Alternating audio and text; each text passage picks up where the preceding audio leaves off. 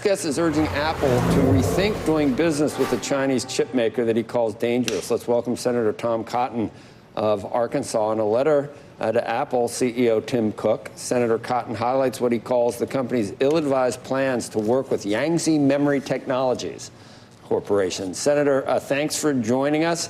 I guess I'd just start by, you know, the old cliche, made in China. We buy a lot of things from China, and you know, it's a global economy. What specifically about this relationship troubles you? Joe, we buy way too many things in China. I understand a lot of companies were encouraged by our government and administrations of both parties to make investments in China for 30 years. But we need to be taking steps to decouple ourselves from China, especially in strategic sectors like technology or semiconductors. Apple really needs to rethink this decision. YMTC is state affiliated and state subsidized. That's one reason why they've been able to grow such a large market share in these relatively low-tech but ubiquitous kinds of memory chips. But there's no assurances that YMTC is not acting on behalf of the People's Liberation Army and the Chinese Communist Party when it does business with companies like Apple. And this is not just my concern, Joe. This is a bipartisan concern of Senators Chuck Schumer, the Democratic leader in the Senate, Mark Warner, the chairman of the Intelligence Committee, have also called for YMTC to be hit with sanctions, same way that we did to Huawei during the Trump administration. I think it's vitally important that Tim Cook and Apple rethink this, not just for the sake of America's national security and the privacy and security of their customers, but also their shareholders. What would happen if they go into business with YMTC and it gets added to the sanctions list in 6 months or 12 months? I think this is very ill-advised, and I'd urge Apple to reconsider for all those reasons. Okay.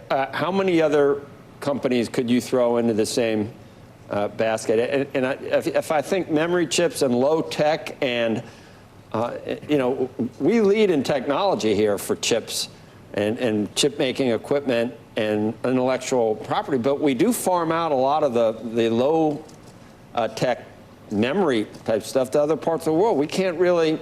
It's cheaper to get it from there. It raise the entire cost structure. What security concerns do you have that might be in these relatively low-tech memory chips?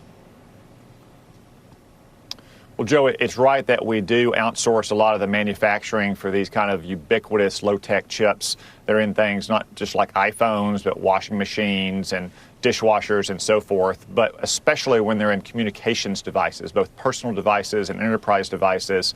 The risk is with the manufacturing occurring in China, we simply may not know what this company is doing at the behest of the People's Liberation Army or the Chinese Communist Party. And it could put at risk the security of all those devices. I'll just use one analogy. Look at what we did with Huawei. We didn't want Chinese manufactured systems running our telecommunications devices in the civilized and free world. Now, if we have these kind of chips running all other kinds of devices around the world, we simply may not know. There are many examples of China using its power over its own companies to implant devices or to use the technology they send around the world for nefarious purposes. That's happened, for example, when they built the headquarters of the African Union. Look at what TikTok's able to do with its data that it collects on so many users. It's simply not safe and not prudent to allow Chinese companies to manufacture these components for systems that may make it into the hands of Americans or in other friendly nations. Senator, is it a big ask for Apple? Apple, you know, Chinese iPhone sales are important. Is it linked, do you think, to some extent with the company? And if they were to follow your advice here, I mean, that could harm Apple. We don't want to cut off our nose to spite our face either. No, we don't, and that's one consistent point I've made in speaking with business executives, is that when we go about strategic decoupling from China's economy, we don't want to cut off our nose to spite our face. That's why we don't want to go cold turkey immediately unless there's an urgent security reason to do so. But what I think is very ill-advised is to be expanding that cooperation, to be taking even more risk, to be expanding the contracts our businesses here in America have with Chinese production. We need to be looking for ways to get out of sole source or even limited source contracts in China and get them, if not back to the United States, at least into friendly nations where we don't have concerns about the government being able to control the actions of corporations that are nominally private, but in reality, because of China's laws and China's massive subsidies, are really just an extension of the Chinese Communist Party. Did you, I probably should have checked, did you vote for the CHIPS Act? Should we be buying it domestically, or you're just saying move it, buy from South Korea or some another more friendly nation? What's your idea? I supported in concept the need to onshore a lot of advanced semiconductor manufacturing, which is different from what we're talking about in this case with Apple. That's mostly about TSMC in China, or in Taiwan, that makes some of the world's most advanced semiconductors. We have a strong, robust trading relationship with Taiwan, but Taiwan is within missile range of mainland China, which constantly threatens to invade Taiwan. So we need to get that kind of advanced manufacturing back to the United States.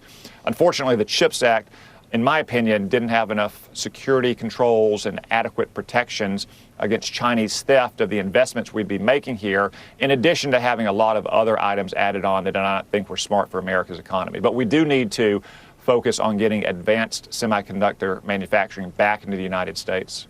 I think it boggles the mind, what the things that come from China that we take for granted, whether it's even in pharmaceuticals or name an industry, telecommunications, that's why it's such a great export nation. I mean, where does it stop, Senator? If you were going to make the point that they could cut us off with, materials for EVs or technology, they can always hold us hostage based on just cutting it off. But you're more concerned with actual security concerns on what might be built into these chips?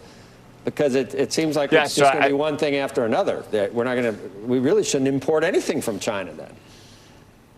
Well, so Joe, the telecommunications industry is one example with Huawei and now with YMTC.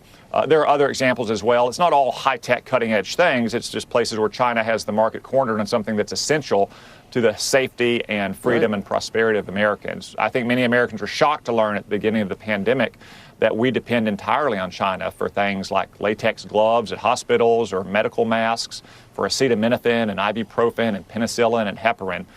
Those are things that, again, are not high-tech, but they are essential to the health of Americans. So I think we need to take a sector-by-sector look on where China has America over a barrel and do everything we can, if not to onshore that manufacturing here in the United States, at least to get it out of communist China. Now, there are other sectors where China does have a dominant production advantage, but things that are not strategically critical, like, say, low-end toys for kids. I'd rather they be made here in America or in friendly nations, but it's not a risk to our safety and our prosperity. Well, we got a lot of cheap stuff, and we're not exactly in an economy where we can afford to spend a lot more money on everything right now. It's a whole different subject we didn't get to talk about, Senator, but I appreciate having you on this morning. Thank you. Thank you, Joe.